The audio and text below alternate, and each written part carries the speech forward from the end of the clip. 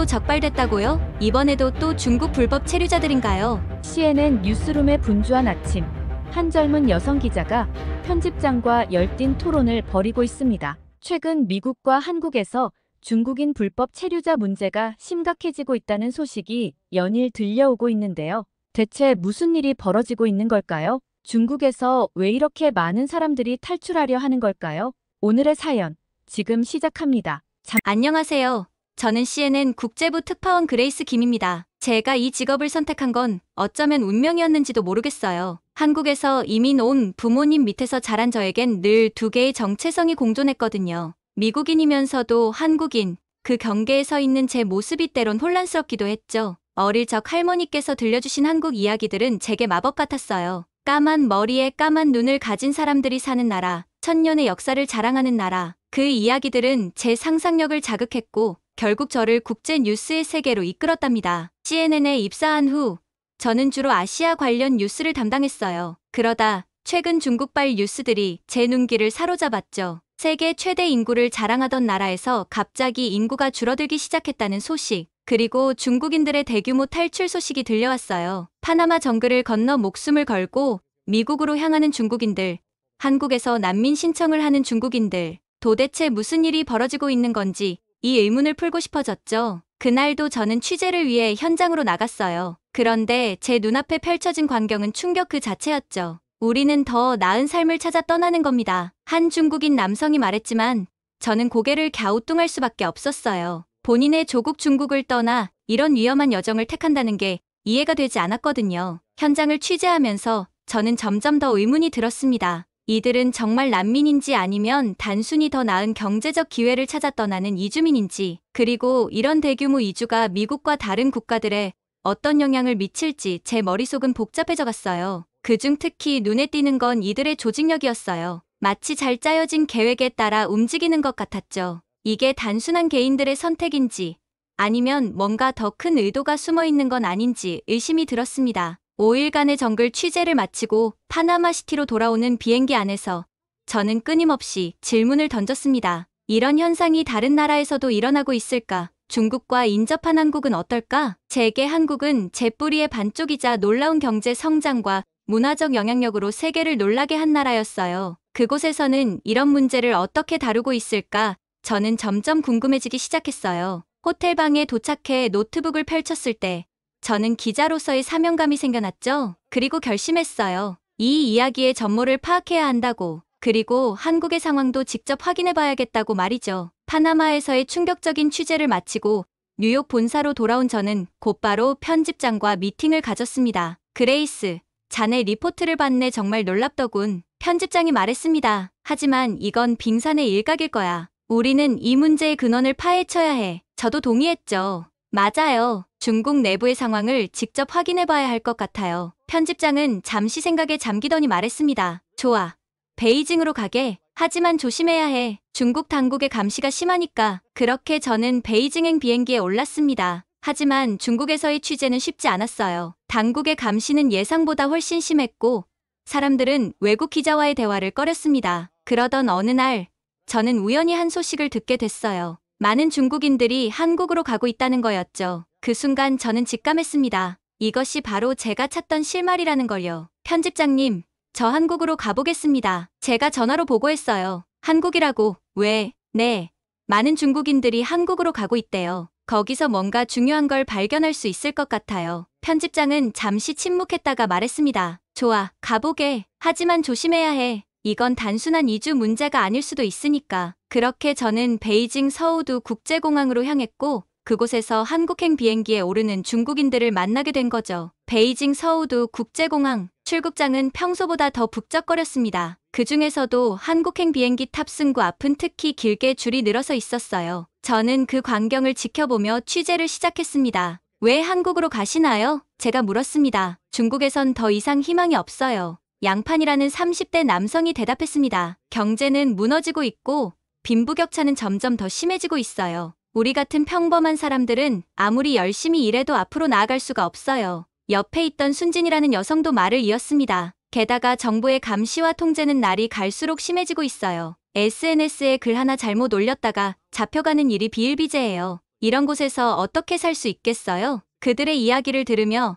저는 중국의 현실을 실감할 수 있었습니다. 겉으로는 번영해 보이는 중국이지만 그 안에는 심각한 문제들이 산적해 있었던 거죠. 그런데 왜 하필 한국인가요? 제가 다시 물었죠. 한국은 기회의 나라잖아요. 삼성, 현대 같은 세계적인 기업들이 있고 K-팝, K-드라마로 전 세계를 사로잡고 있잖아요. 거기다 민주주의도 잘 발달되어 있고요. 순진도 거들었습니다. 무엇보다 한국은 법치주의가 확립된 나라예요. 열심히 일하면 그만큼 대우받을 수 있다고 들었어요. 그게 저희에겐 가장 큰 매력이에요. 비행기에 오르며 저는 그들의 말을 곱씹어 보았습니다. 한국에 대한 그들의 기대가 과연 현실과 얼마나 부합할지, 그리고 한국 사회는 이런 대규모 유입을 어떻게 받아들이고 있을지 궁금했죠. 인천국제공항에 도착하자마자 저는 그 답을 조금씩 찾아가기 시작했어요. 공항 곳곳에 붙어있는 불법 체류자 단속 강화 포스터가 눈에 띄었거든요. 한국은 이미 이 문제의 심각성을 인지하고 대응하고 있었던 거였어요. 택시를 타고 서울로 향하는 길,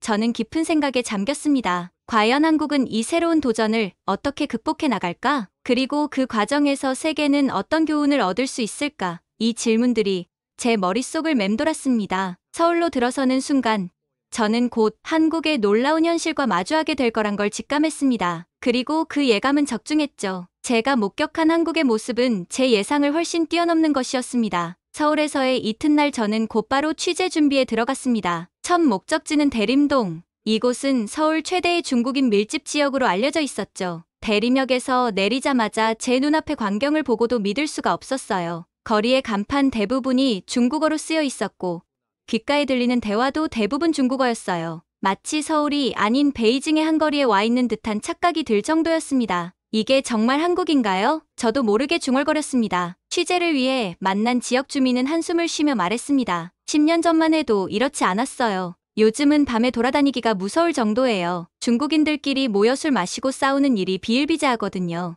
이어서 만난 한국인 가게 주인은 더 심각한 이야기를 들려주었습니다. 중국인들이 운영하는 가게들이 늘어나면서 우리 같은 한국인 자영업자들은 설 자리를 잃어가고 있어요. 게다가 그들은 세금도 제대로 내지 않는 경우가 많아 경쟁이 안 돼요. 더욱 충격적인 이야기는 지역 병원에서 일하는 간호사에게서 들을 수 있었습니다. 최근 중국인 환자들이 급증하면서 병원 운영에 큰 어려움을 겪고 있어요. 의료보험을 악용하는 사례가 너무 많아요. 단기 체류 비자로 입국해 고액의 수술을 받고 바로 출국해버리는 경우가 비일비재해요. 이로 인한 손실은 고스란히 우리 국민의 부담이 되고 있죠. 그 말을 듣고 저는 눈이 휘둥그레졌어요. 한국의 선진화된 의료 시스템과 우수한 의료진들이 오히려 불법 체류자들에 의해 악용되고 있다니, 이건 정말 심각한 문제였습니다. 이 문제를 어떻게 해결해야 할지 걱정이 되기 시작했어요. 취재를 이어가며 저는 한국 정부의 대응에 대해서도 알아보았습니다. 출입국 외국인정책본부의 통계에 따르면 2024년 현재 한국 내 중국인 불법 체류자 수는 약 25만 명에 달한다고 해요. 이는 전체 불법 체류자의 60% 이상을 차지하는 수치였습니다. 정부 관계자는 이렇게 말했습니다. 우리는 이 문제의 심각성을 인지하고 있습니다. 단속을 강화하는 한편 합법적인 체류자들의 권리는 보호하려 노력하고 있어요. 또한 불법 고용주에 대한 처벌도 강화하고 있습니다. 하루 종일의 취재를 마치고 호텔로 돌아오는 길, 저는 깊은 생각에 잠겼습니다. 한국은 분명 큰 도전에 직면해 있었습니다. 하지만 동시에 이 문제를 해결하기 위해 정부와 시민들이 함께 노력하고 있다는 점이 인상적이었어요. 그리고 저는 문득 깨달았습니다. 이것이 바로 한국의 힘이구나. 어려움 앞에서도 포기하지 않고 문제를 정면으로 마주하며 해결책을 찾아가는 그 끈기와 지혜, 그것이 한국을 여기까지 이끌어온 원동력이 아닐까 생각했죠. 다음 날부터는 더 깊이 있는 취재를 해야겠다고 다짐하며 저는 내일의 일정을 계획하기 시작했습니다. 취재를 이어가던 중 저는 서울의 한 일자리 센터를 방문하게 되었습니다. 그곳에서 만난 한국인 청년의 이야기는 제 마음을 무겁게 만들었어요. 대학을 졸업하고 1년 넘게 취업을 준비하고 있어요. 그런데 요즘은 중국인들과 경쟁해야 해서 더 힘들어요. 김 씨가 한숨을 쉬며 말했습니다. 그들은 더 낮은 임금에도 기꺼이 일하려고 해요. 회사 입장에서는 당연히 그쪽을 선호하겠죠. 일자리 센터 관계자는 이런 상황이 점점 심각해지고 있다고 말했어요. 최근 몇 년 사이 중국인 구직자가 크게 늘었어요. 특히 IT, 서비스 업종에서 두드러져요. 한국 청년들의 취업이 더 어려워지고 있는 거죠. 다음으로 찾아간 곳은 서울의 한 주택가였습니다. 그곳에서 만난 한 아주머니는 집값 하락 문제를 제기했어요. 중국인들이 대거 유입되면서 우리 동네 분위기가 완전히 바뀌었어요. 한국인들은 하나둘 떠나고 집값은 계속 떨어지고 있어요. 평생 모아서 산 집인데 이러다 큰 손해를 볼까봐 걱정이에요. 범죄 문제도 심각했습니다. 경찰청 통계에 따르면 최근 5년간 외국인 범죄 중 중국인에 의한 범죄가 가장 높은 비중을 차지했다고 해요. 특히 조직폭력, 마약 관련 범죄가 급증하고 있었습니다. 지역 경찰서의 박경위는 이렇게 말했어요. 언어와 문화의 장벽 때문에 수사에 어려움을 겪고 있어요. 게다가 그들만의 커뮤니티가 형성되어 있어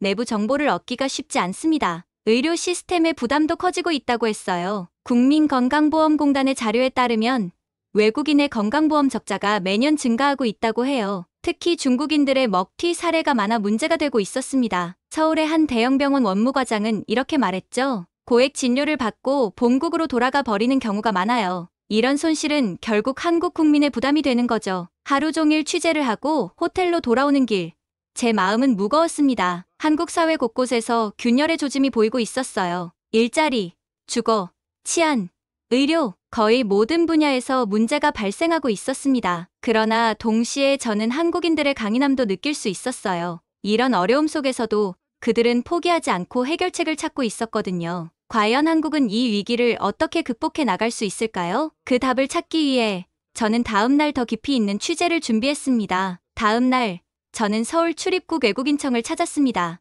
이곳은 난민 심사와 불법 체류자 단속을 담당하는 최전선이었죠. 거기서 만난 김 과장님은 깊은 한숨을 내쉬며 말했습니다. 최근 몇 년간 중국인들의 난민 신청이 폭증했어요. 하지만 대부분이 경제적 이유로 온 가짜 난민이에요. 이들이 난민 심사 기간 동안 불법 취업을 하는 경우가 많아 큰 문제가 되고 있습니다. 실제로 통계를 보니 충격적이었어요. 2024년 기준으로 중국인 난민 신청자의 9%가 불인정 판정을 받았다고 합니다. 그런데도 계속해서 난민 신청이 늘어나고 있었죠. 가장 큰 문제는 심사 기간 동안 이들을 관리하기가 너무 어렵다는 거예요. 김 과장이 말을 이었습니다. 인력과 예산이 부족해서 제대로 된 관리가 불가능해요. 그 틈을 타 많은 이들이 불법 취업을 하고 있죠. 이어서 만난 단속반 박 팀장님은 현장의 어려움을 토로했습니다. 불법 체류자들의 은신수법이 점점 더 교묘해지고 있어요. 게다가 인권단체들의 반발도 심해서 단속이 쉽지 않습니다. 박 팀장님의 말에 의하면 일부 인권단체들은 불법 체류자 단속이 인권침해라며 반대하고 있다고 해요. 하지만 그는 이렇게 반문했습니다. 그럼 우리 국민의 권리는요? 불법 체류자들 때문에 일자리를 잃고 범죄 위험에 노출되는 국민들의 인권은 어떻게 보호해야 할까요? 법조계에서도 이 문제에 대한 우려의 목소리가 나오고 있었어요. 자료를 조사해보니 서울중앙지방법원의 한 판사 또한 불법 체류자 관련 범죄가 증가하고 있어요. 특히 조직폭력, 마약 사건이 많아지고 있는데 이들을 효과적으로 처벌하기가 쉽지 않습니다. 추방에도 다시 들어오는 경우가 많거든요. 라고 인터뷰를 했더라고요. 그리고 정부의 대응에도 한계가 있어 보였어요. 법무부 관계자는 불법 체류자 문제 해결을 위해 단속도 강화하고 자진 출국 유도 정책도 펼치고 있습니다. 하지만 근본적인 해결책이 되지는 못하고 있어요. 국제 관계나 경제적 요인 등 고려해야 할 것들이 너무 많거든요. 라고 하더라고요. 취재를 마치고 나오면서 저는 깊은 고민에 빠졌어요. 법치주의 국가인 한국이 이런 복잡한 문제를 해결해 나가는 과정이 쉽지만은 않을 것 같았죠. 불법 체류자들의 인권과 국가의 법질서, 그리고 국민의 권리 사이에서 균형을 잡는 것은 매우 어려운 과제일 거예요. 그럼에도 불구하고 한국의 역사를 돌이켜보면 이런 위기 상황에서도 항상 발전해온 저력이 있었더라고요. 한국인들의 지혜와 끈기, 그리고 위기 앞에서 하나로 뭉치는 단결력이 그 원동력이었죠. 이런 한국의 저력을 생각하니 이번 위기 역시 현명하게 극복해낼 수 있을 거라는 확신이 들었어요. 앞으로 한국이 이 문제를 어떻게 해결해 나갈지 그 과정을 더욱 깊이 있게 취재해야겠다고 다짐했죠. 한국의 대응 방식과 그 결과는 분명 전 세계에 중요한 교훈을 줄 수 있을 것 같았어요. 한국에서의 마지막 날, 저는 인천국제공항에 섰어요. 출국장으로 향하는 길에 문득 뒤를 돌아봤죠. 지난 몇 주간 제가 목격한 한국의 모습이 스쳐 지나갔어요. 분명 어려운 상황이었지만 한국인들의 끈기와 지혜로운 대처 방식을 보며 희망을 느꼈던 순간들이 떠올랐죠. 비행기에 오르면서 이런 생각이 들었어요. 한국이라면 분명 이 위기를 잘 극복해낼 거야. 그들의 대응 방식은 다른 나라들에게도 좋은 본보기가 될 수 있겠어. 긴 비행 동안 저는 지금까지의 취재 내용을 정리하며 미국에 돌아가서 어떻게 이 이야기를 전할지 구상했어요. 한국의 경험이 미국에도 도움이 될 수 있을 거란 확신이 들었거든요. 뉴욕공항에 도착하자마자 저는 공기가 달라진 걸 느꼈어요. 한국에서 떠나올 때와는 다른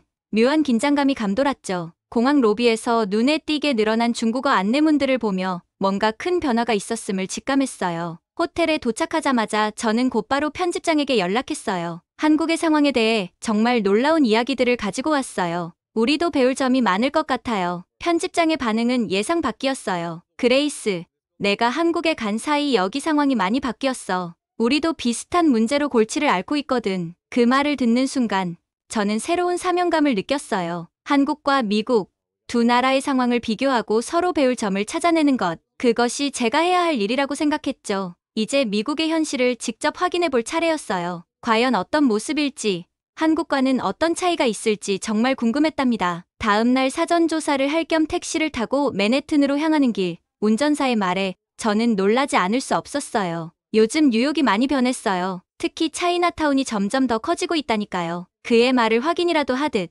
타임스퀘어 근처에 도착하자 눈에 띄게 늘어난 중국어 간판들이 제 시선을 사로잡았어요. 호기심에 한 중국 식당에 들어가 물어보니 주인의 대답에 또 한 번 놀랐죠. 최근 1년 사이 손님의 절반 이상이 중국인이 됐어요. 대부분 불법 체류자들이죠. 국경 순찰대의 존슨 대원과 통화해보니 상황이 심각했어요. 작년에 비해 중국인 불법 입국자 수가 10배 이상 늘었어요. 국경 통제가 거의 불가능한 수준이에요. 이민국 통계를 확인해보니 놀라운 수치가 나왔죠. 2024년 한 해 동안 약 50만 명의 중국인이 미국에 불법 입국했다는 거예요. 이는 전체 불법 이민자의 30%를 차지하는 엄청난 숫자였어요. 뉴욕의 한 고등학교를 방문했을 때 교장 선생님의 말씀이 충격적이었죠. 올해 신입생의 2%가 중국인 학생들이에요. 대부분 부모가 불법 체류자죠. 학교 운영에 큰 부담이 되고 있어요. 의료 시스템의 부담도 커지고 있었어요. 뉴욕의 한 대형 병원 원무과장은 이렇게 말하더라고요. 중국인 환자들이 급증하면서 응급실이 마비되는 경우가 많아요. 보험이 없는 경우가 대부분이라 병원 재정에도 큰 타격을 주고 있죠. 미국 노동부의 보고서를 보니 더 심각한 상황이 드러났어요. 저임금 직종에서 중국인 불법 노동자들이 급증하면서 미국인들의 일자리가 크게 위협받고 있다는 거였죠. 그리고 저와 친분이 있는 경찰관이 중국인 범죄 조직이 급속도로 세력을 확장하고 있어요. 특히 사이버 범죄, 마약 밀매 분야에서 그들의 활동이 두드러지고 있죠. 이 모든 상황을 지켜보면서 문득 한국에서 봤던 광경들이 떠올랐어요. 마치 거울을 보는 것 같았죠. 두 나라가 직면한 문제가 너무나 비슷했거든요. 하지만 한 가지 큰 차이점이 있었어요. 바로 대응 방식이었죠. 한국은 이 문제에 대해 훨씬 더 체계적이고 효율적으로 대처하고 있었어요. 불법 체류자 단속, 의료보험 제도 개선, 일자리 보호 정책 등 다양한 측면에서 한국의 대응이 더 빠르고 효과적으로 보였죠. 특히 한국의 첨단 기술을 활용한 출입국 관리 시스템이 인상적이었어요. 얼굴 인식 기술, 빅데이터 분석 등을 통해 불법 체류자를 효과적으로 찾아내고 있었거든요. 이런 생각을 하다 보니 문득 아이디어가 떠올랐어요. 미국이 한국의 사례를 배워야 하지 않을까? 양국이 협력한다면 이 문제를 더 잘 해결할 수 있지 않을까? 편집장에게 이 아이디어를 제안했더니 그가 흥미롭다는 반응을 보였어요. 좋아.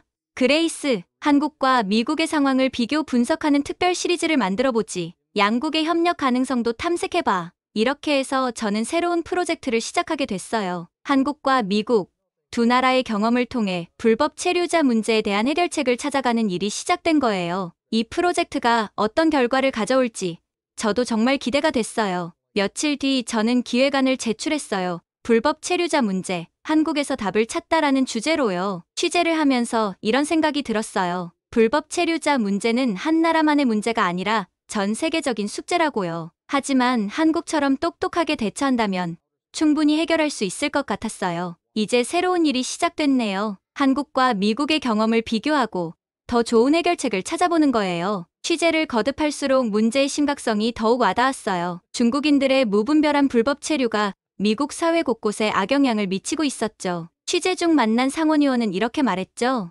우리는 한국의 강력한 대응을 배워야 합니다. 불법 체류자에 대한 단속을 대폭 강화하고 처벌도 더 엄격하게 해야 해요. 뉴욕 경찰청의 고위 관계자도 비슷한 의견이었어요. 한국처럼 첨단 기술을 활용해 불법 체류자를 철저히 감시하고 추적해야 합니다. 그들이 발을 붙일 수 없게 만들어야 해요. 시민들의 목소리도 들어봤어요. 한 주민이 이렇게 말했죠. 이제 우리 동네가 우리 동네 같지 않아요. 그들이 떠나야 우리의 일상을 되찾을 수 있어요. 이런 여론을 반영해서인지 정부도 움직이기 시작했어요. 국토안보부는 새로운 정책을 발표했죠. 불법 체류자 색출을 위한 특별 태스크포스를 구성하고 고용주에 대한 처벌도 대폭 강화한다고 해요. 한국의 사례가 큰 영향을 미쳤다고 하더라고요. 한국이 불법 체류자 문제를 어떻게 효과적으로 관리하고 있는지 그 노하우를 배우겠다는 거죠. 취재를 마무리하며 든 생각은 이거예요. 불법 체류자 문제는 단호하게 대처해야 한다는 거죠. 그들이 자진해서 본국으로 돌아가도록 만드는 게 최선의 해결책이라고요. 이제 제 특별 기획 시리즈의 마지막 기사를 쓸 차례예요. 중국인 불법 체류자, 고향으로 돌아가야 할 때라는 제목으로요. 이 기사가 사회에 경각심을 주고 실질적인 변화를 이끌어낼 수 있기를 바라봅니다. 오늘 사연은 여기까지입니다. 미국 CNN 특파원 그레이스 김의 한국과 미국의 불법 체류자 문제 취재기 어떠셨나요? 처음에는 단순한 이주 문제로 생각했지만 점차 한국의 뛰어난 대응 능력과 시스템을 발견하게 된 그녀의 취재가 인상적이었습니다. 한국의 효율적인 출입국 관리 시스템과 첨단 기술을 활용한 불법 체류자 대응 방식이 세계적으로 인정받고 있다는 사실에 가슴이 뿌듯해지네요. 특히 신속한 정책 결정과 실행력, 그리고 국민의 안전을 최우선으로 하는 한국의 태도가 국제사회에서 얼마나 모범이 되고 있는지 다시 한번 확인할 수 있었습니다. 여러분은 불법 체류자 문제에 대해 어떻게 생각하시나요? 앞으로 한국이 이 문제를 어떻게 해결해 나가면 좋을지 여러분의 의견을 댓글로 남겨주세요. 감동 뭉클에서는 여러분의 소중한 마음을 모아 사연 주인공들에게 전해드리고 있습니다. 여러분 주변에 감동적이거나 재미있는 실제 사연들을 제보받고 있으니 언제든 저희 공식 메일로 제보해주세요. 여러분이 보내주신 사연이 다음 영상의 주인공이 될 수 있습니다.